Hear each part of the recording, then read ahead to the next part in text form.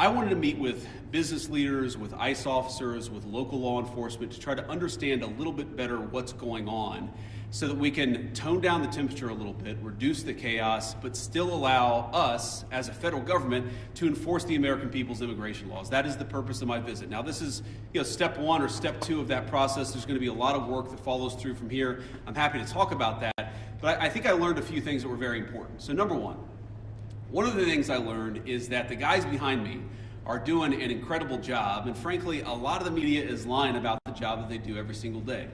Now, it doesn't mean that there aren't occasionally stories out there, there aren't occasionally videos out there that suggest that these guys, or at least some of the people who work for them, are not doing everything right. But very often, if you look at the context of what's going on, you understand that these people are under an incredible amount of duress, an incredible amount of chaos, and because of a few very far left agitators, a lot of these guys are unable to do their jobs without being harassed, without being doxxed, and sometimes without being assaulted. That's totally unacceptable. And that's one of the things that I want to send a message to is, yes, come out and protest me, protest our immigration policy, but do it peacefully. If you assault a law enforcement officer, the Trump administration and the Department of Justice is going to prosecute you to the fullest extent of the law.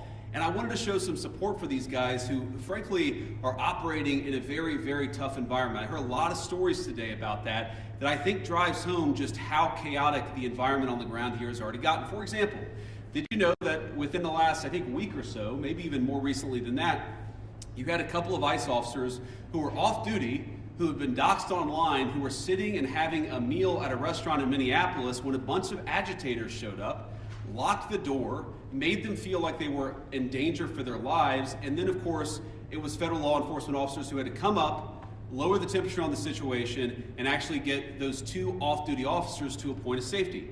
Now imagine, if you would, your life and your perspective on law enforcement if you can't even go to a restaurant without some agitators locking the door and making you feel like your life is in danger.